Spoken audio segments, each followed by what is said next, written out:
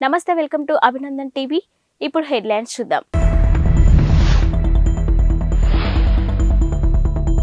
Speaker కు YCP rebel ఎమ్మెల్యేల లేఖలు.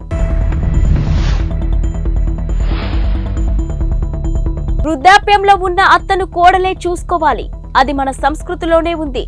జార్ఖండ్ హైకోర్టు తీర్పు.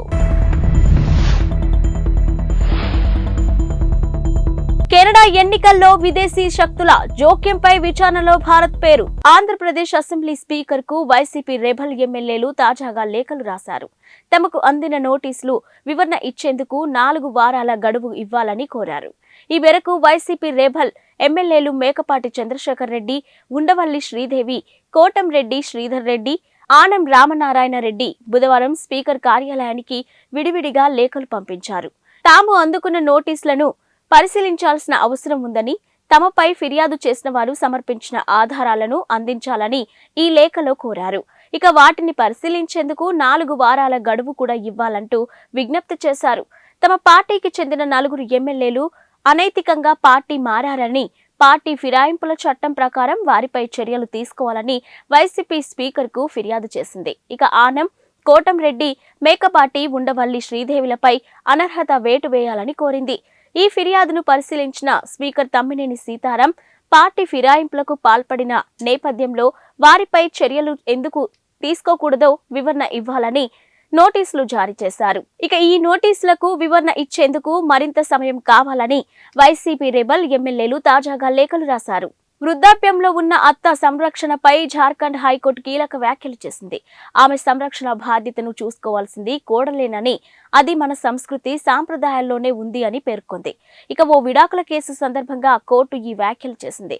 వృద్ధులైన అత్త మామలను లేదా అమ్మమ్మకు సేవ చేయడం స్త్రీ బాధ్యత అని పేర్కొంది. అదొక సాంస్కృతిక ధర్మం అని తెలిపింది. వారి నుంచి విడిపోయినా వేరుగా కాపురం పెట్టాలని భర్తపై ఒత్తిడి తీసుకురావడం సమంజసం కాదని జస్టిస్ సుభాష్ చంద్ర స్పష్టం చేశారు. అంతేకాదు, ఎలాంటి కారణం లేకుండా భర్త నుంచి విడిపోయినట్టయితే మనోవర్తి పొందే హక్కు భార్యకు ఉండదని పేర్కొన్నారు. విడాకుల కేసును విచారించిన ధుమ్కాలోని కుటుంబ న్యాయస్థానం భార్యకు 30,000 రూపాయలు, కుమారుడికి 15,000 రూపాయలు చెల్లించాలని తీర్పునిచ్చింది. ఇక భర్త దీనిని జార్ఖండ్ హైకోర్టులో సవాలు చేశారు. విచారించిన న్యాయస్థానం పై విధంగా తీర్పు చెప్పింది. అంతేకాదు, ఈ సందర్భంగా కుటుంబంలోని మహిళల ప్రాముఖ్యాన్ని చెబుతూ మన స్మృతిలోని విషయాలను ప్రస్తావించడం గమనార్హం. ఖలిస్తానీ ఉగ్రవాది హర్దీప్ సింగ్ నిజ్జార్ హత్య పర్యవసనాలతో భారత్ కెనడా దౌత్య సంబంధాలు దెబ్బతిన్న నేపథ్యంలోనే మరో కీలక పరిణామం చోటు చేసుకుంది. అయితే తమ దేశ ఎన్నికల్లో విదేశీ శక్తుల జోక్యంపై జరుపుతున్న విచారణలో భారత్ పేరును కెనడా చేర్చింది. ఇక ఎన్నికల్లో భారత్ జోక్యం అవకాశాలపై తాము కోరిన సమాచారం అందించాలని కెనడా ప్రభుత్వాన్ని స్వతంత్ర విచారణ కమిషన్ కోరింది. 2019-2021 ఎన్నికల్లో భారత్ జోక్యానికి సంబంధించిన డాక్యుమెంట్లను అందజేయాలని కెనడా ప్రభుత్వాన్ని కోరినట్టు కమిషన్ బుధవారం ఒక ప్రకటనలో పేర్కొంది.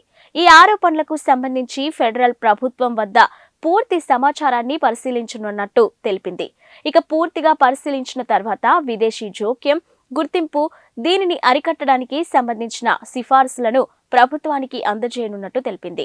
కాగా విదేశీ శక్తుల జోక్యంలో భారత్ పేరును చేర్చడంపై ఒట్టవాలోని భారత హైకమిషన్ను బుధవారం సంప్రదించగా స్పందించలేదు. కాగా ఈ తాజా పరిణామంతో ఇప్పటికే ఉద్రిక్తంగా ఉన్న ఇరు దేశాల సంబంధాలను మరింత దెబ్బతీయవచ్చనే విశ్లేషణ వెలువడుతున్నాయి. ఏపీ ముఖ్యమంత్రి వైఎస్ జగన్ చేతులెత్తేశారని, వైసీపీ ప్యాకప్ అవుతుందని టీడీపీ యువనేత నారా లోకేష్ అన్నారు. ఎక్స్ వేదికగా ఆయన ఈ వ్యాఖ్యలు చేశారు. ఇక హ్యాపీగా దిగిపోతా ఎన్నికల ముందు జగన్ స్వరంలో నిరాశ పేరుతో ఆంధ్రజ్యోతి దినపత్రికలోని వచ్చిన వార్తను ఆయన షేర్ చేశారు. ఇక 56 నెలలుగా అధికారంలో ఉన్నాను, నేను బెటర్గానే చేశానని అనుకుంటున్నా, ఎలాంటి విచారం లేదు, ఇప్పటికిప్పుడైనా సంతోషంగా దిగిపోతా అంటూ జగన్ నిర్వేదాన్ని వ్యక్తం చేసినట్టు ఈ వార్తలో ఉంది. ఇక తిరుపతిలో జరుగుతున్న ఎడ్యుకేషన్ సమ్మిట్లోని ఆయన ఈ వ్యాఖ్యలు చేశారని సదరు పత్రిక పేర్కొంది. హైదరాబాద్ బిర్యానీ ప్రపంచ వ్యాప్తంగా పాపులర్. దీనికి జతగా ఇప్పుడు బిర్యానీ టీ కూడా వచ్చేసింది. ప్రస్తుతం నగరంలో ఈ సరికొత్త ట్రెండ్ వెళ్లాలనుకుంటుంది. ఇక బిర్యానీ రుచిని టీకి జత చేయాలన్న ఆలోచనలో నుంచి పుట్టిన ఈ బిర్యానీ టీ నగరవాసుల మన్ననలు పొందుతుంది. చాలా చోట్ల బిర్యానీ టీ స్టాళ్లు కూడా పుట్టుకొచ్చాయి. ఇక బిర్యానీ టేస్ట్ కు ప్రధాన కారణం అందులో వాడే మసాలా దినుసులే. ఇక భారతీయులందరూ ఇష్టపడే ఒకే ఒక్క పానీయం టీ. ఈ రెండింటిని ఓ చోట చేర్చి తయారు చేసేదే బిర్యానీ టీ. ఇక వేడి నీళ్ళలో స్ట్రాంగ్ టీ పొడితో పాటు బిర్యానీలో వాడే ఆకులు, దాల్చిన చెక్కలు, మసాలా దినుసులు, సోంపు, కావలసినన్ని యాలకులు, నల్ల మిరియాలు, గసగసాలు, అర టీ స్పూన్ ఫెన్నెల్, అర టీ స్పూన్ టీ ఆకులు జోడించి దీన్ని తయారు చేస్తున్నారు. ప్రస్తుతం మార్కెట్లో ఉన్న టీ వెరైటీల కంటే ఇదే భిన్నంగా ఉండడం ఈ పానీయం నగరవాసులకు బాగా నచ్చడంతో అనేక చోట్ల బిర్యానీ టీ స్టాళ్లు ప్రారంభమవుతున్నాయి. ఇక పేరుకే బిర్యానీ టీ అయినా దీనికి బిర్యానీ రుచితో ఏమాత్రం సంబంధం ఉండదు.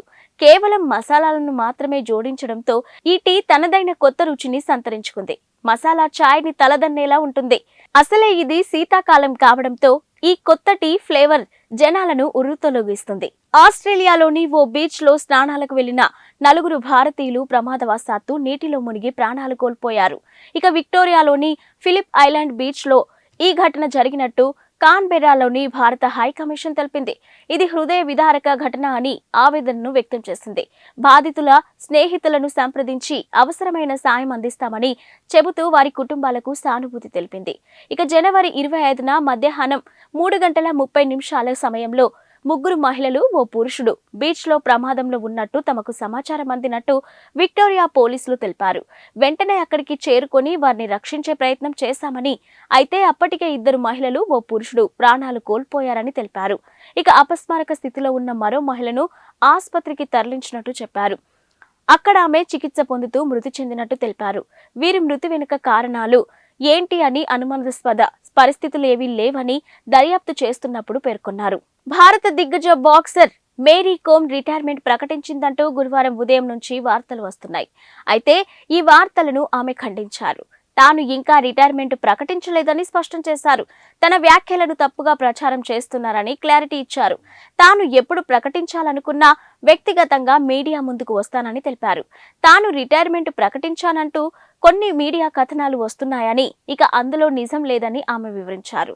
ఇక ఈ మేరకు ఓ ప్రకటన విడుదల చేశారు. జనవరి 24న తాను దిబ్రూఘర్లోని ఒక పాఠశాలలో జరిగిన కార్యక్రమంలో పాల్గొన్నానని, ఇక అందులోని పిల్లలను ప్రోత్సహిస్తూ మాట్లాడానని చెప్పారు. తనకు ఇప్పటికీ క్రీడల్లో ఇంకా సాధించాలనే కోరిక ఉన్నప్పటికీ ఒలింపిక్స్ లో వయోపరిమితి కారణంగా పాల్గొనడానికి వీలుండదని చెప్పానని అన్నారు. ఇక వయోపరిమితి ఉన్నప్పటికీ తన ఆటను కొనసాగించగలనని, ఇప్పటికీ తాను ఫిట్నెస్ పై దృష్టి సారిస్తున్నానంటూ పిల్లలకు చెప్పానని క్లారిటీ ఇచ్చారు. తాను రిటైర్మెంట్ ప్రకటించినప్పుడు ఖచ్చితంగా అందరికీ తెలియజేస్తానని అన్నారు. 5 మ్యాచ్ల టెస్టు సిరీస్ లో భాగంగా ఉప్పల్లో జరగనున్న తొలి టెస్టులో ఇంగ్లాండ్ జట్టు టాస్ గెలిచి బ్యాటింగ్ ఎంచుకుంది.